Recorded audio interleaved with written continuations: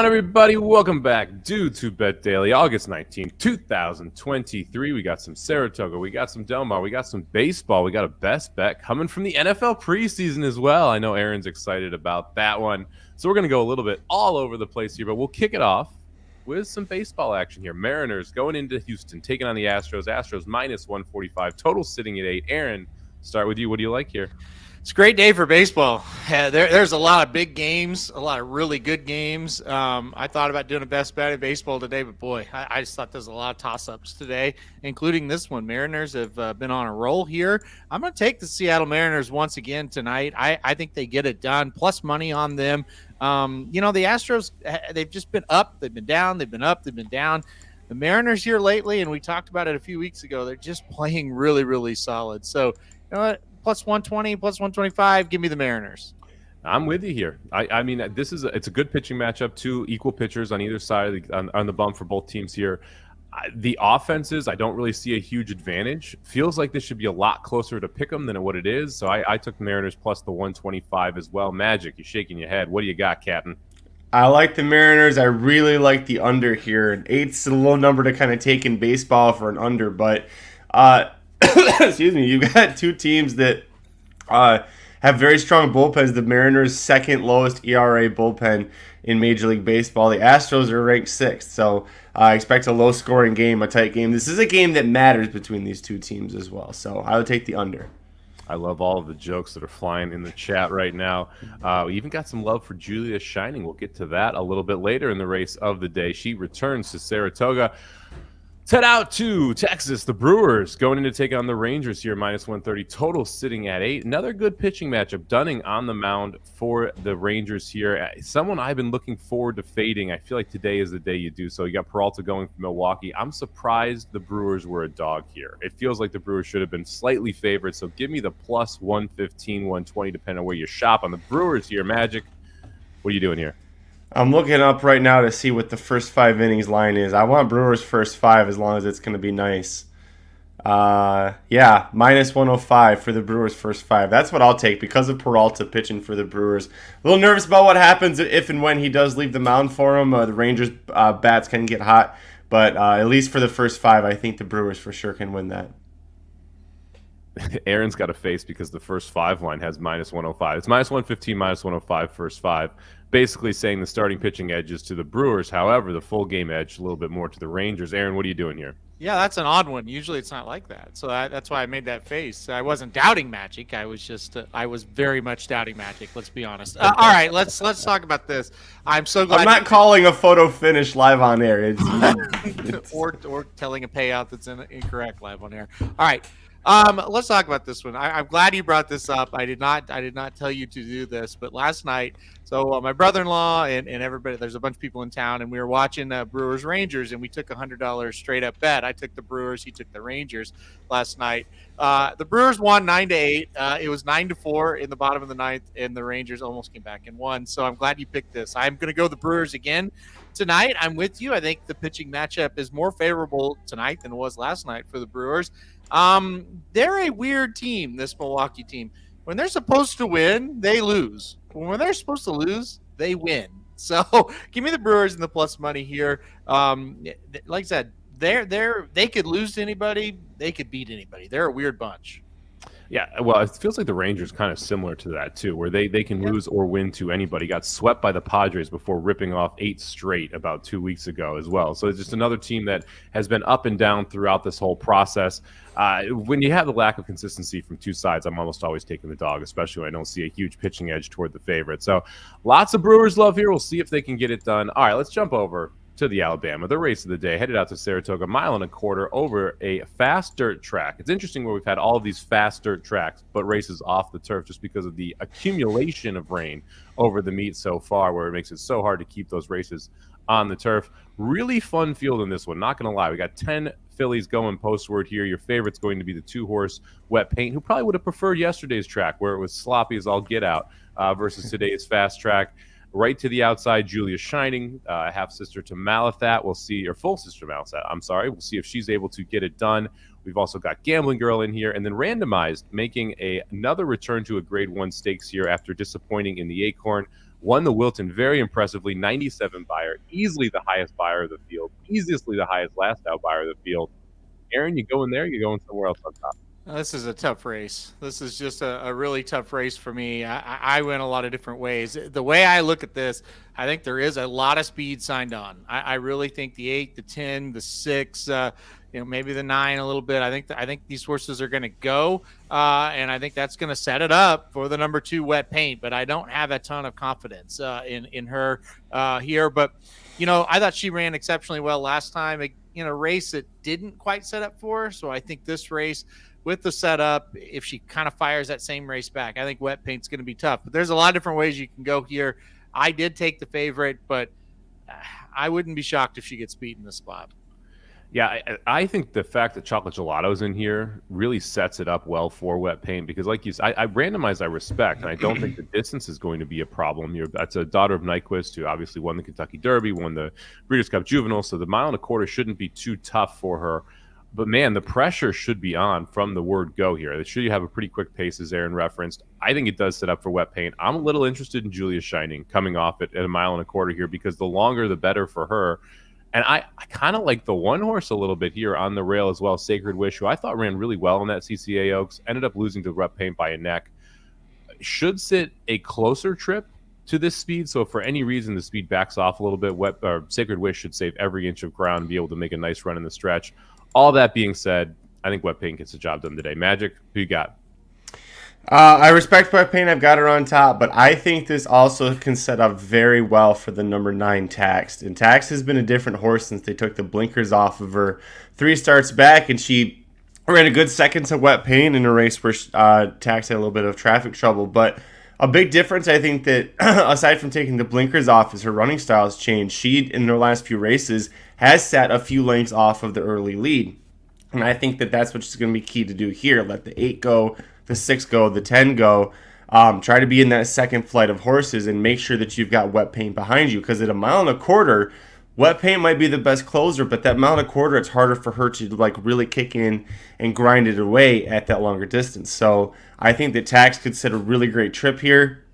Ronald, if you watch those last couple of races, I think it worked out well for her. Mile and 16th in the Indiana Oaks, I think was too short. I think 1.25 miles can be much better for her here. So I kind of have a 2.9 exacta box that I was thinking about playing just because I think that there's a lot of value with Tax in this spot. Any love for the 7 horse here, Gambling Girl? I think it's really interesting. We mentioned Chocolate Gelato, the 6 in the race, going to be a pace presence. Practical Joke going 1.25 miles, not really looking forward to that. Really struggle going 1 mile 16th in the Breeders' Cup. Chocolate Gelato feels like a just pure rabbit almost in a lot of ways in this race, especially considering you got Julia Shining who's going to be coming from the back and kind of wants that longer distance, and Gambling Girl as well, who was going to want to close into this spot for Todd Pletcher. So he's got 3 with 1 clear speedball and 2 closers. Any love for Gambling Girl here, Aaron? Yes and no. I think it sets up for her well. I think it's a better situation for her. So I do think she's going to close and be a little bit better than she was last time out. They also said she bled in that last race. So, if that is the case, then you kind of just throw a line through it. Once a horse bleeds, that's it. They quit because they can't breathe, basically. So I think she'll bounce back and run better. I don't think she can win. Well, I think she can win. I don't think she will. I do want to comment on Julia Shining because to me, yeah, the 6 is in here for the 3 and for the 7 for sure. 2 horses that have the better chance, have the better pedigree, going to come from off the pace. Julia Shining, pedigree, obviously 1.25 miles. She needs it bad. You watch her run, it's like she needs more distance, but God, I just don't think she's very good. And I say that with the pause of, yeah, she probably has a shot because this fits her well, but my goodness, what was her excuse in the Ashland? I mean, she was right there. And you can say, well, she needs more distance. Well, she was right there, and she couldn't beat Defining Purpose and Punch Bowl. I mean, she lost a Wonder Wheel earlier in the year. Now we haven't seen her since April. I'm not sure that this is the day I want to back Julia Shining at what I think will be every bit of 4 or 5 to 1. She's almost like, you're gonna have to prove it to me at some point, right? But she should get the pace set up. So to me, the 3 and the 7 both, it's like, well, he put the 6 in for one of these 2. We'll see which one runs the best. Yeah, Julia's shining really a wild card in a lot of ways, Magic. I mean, we haven't seen this horse since April, as Aaron referenced. The hype on this horse extremely high. Added blinkers for the first time in the Ashland. We saw how Malathat really improved. The second and third start, she got blinkers. So you're kind of wondering, is this going to be something where that family, the bloodline, is going to help her jump forward here? The aggressive placement, to me, is a very good sign. They didn't need to come back in this spot where you have Gambling Girl, where you have Chocolate Gelato if you're the Pletcher. So a lot of reasons to like Julia Shining. 5-1 on the morning line. What do you think you get price-wise on her? Because I think that's a big part of this discussion. Yeah, that's what keeps me from playing her too, is the price is too low. I think that, there's a lot of love in the chat for 4-1. I think you could see on her 9-2 easily. But yeah, even if there was a race where she, say there's another third place effort like the Suncoast or like the Ashland. Since then, like they were going to try and put her in the Kentucky Oaks, and then she didn't draw in. But we haven't seen her since then, and I don't like the fact that she's going to be going 1.25 miles off of 4 months layoff. Like, that's a long time.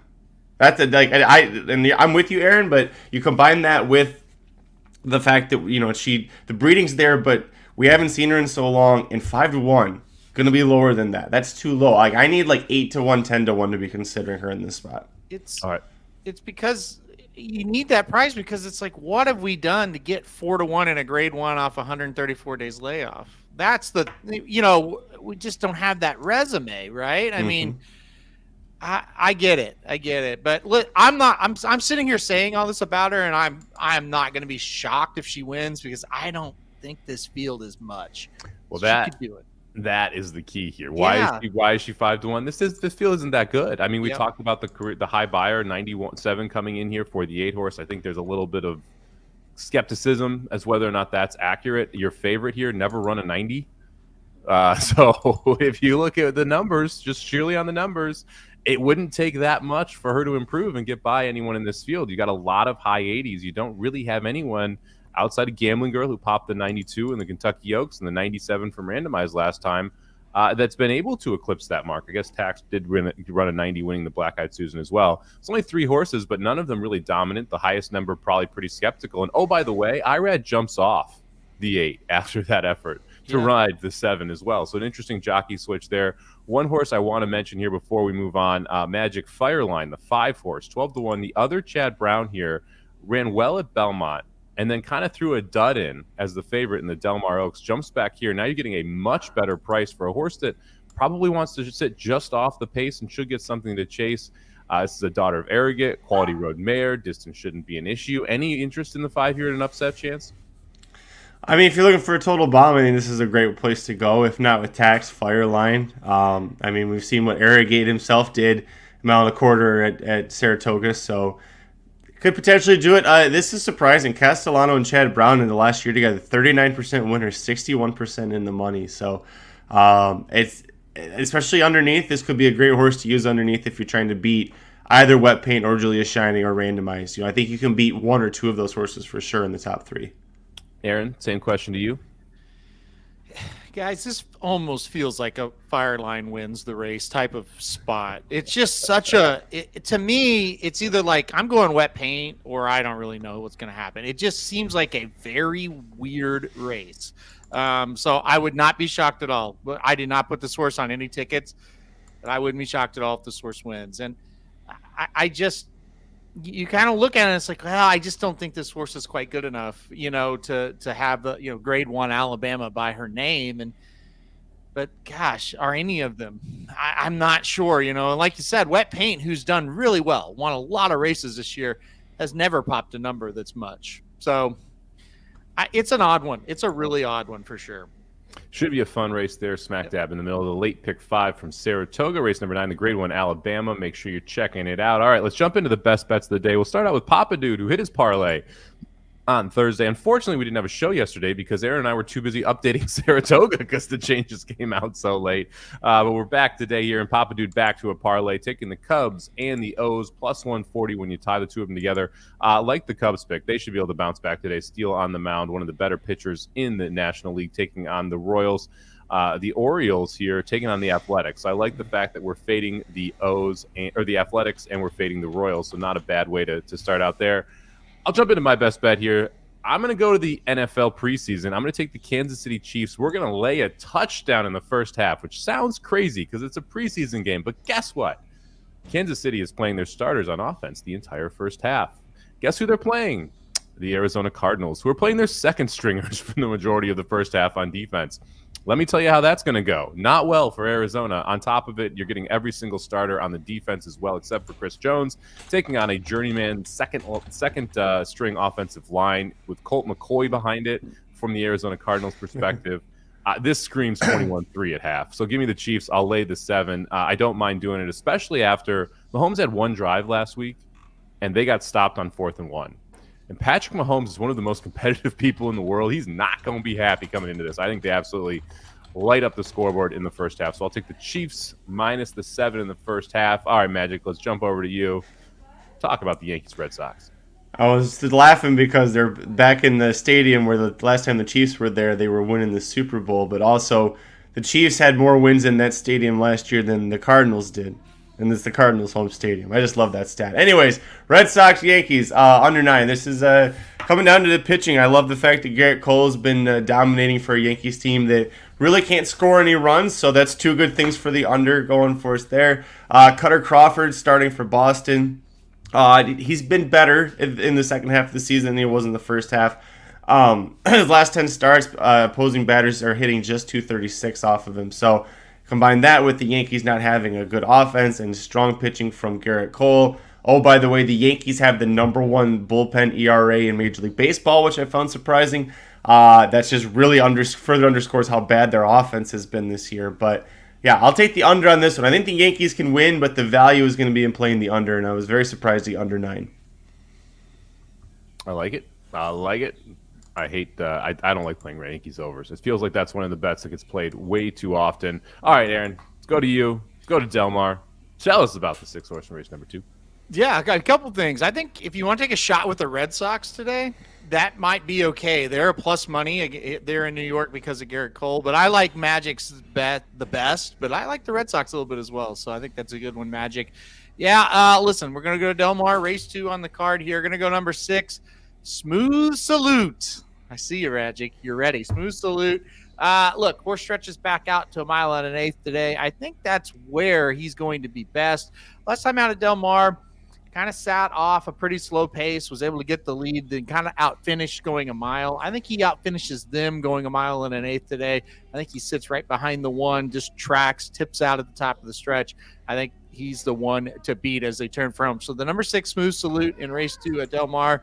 I think this horse sits a very nice trip. I think he gets back to the distance. It is his best. I'll give the 6 a shot in this one.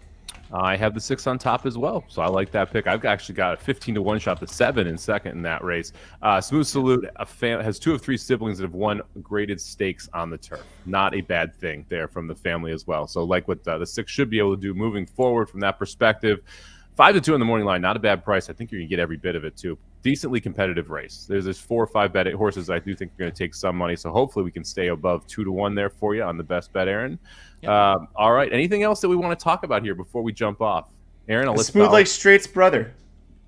Is that Smooth Salute? Is that what I'm thinking? Yeah. Oh.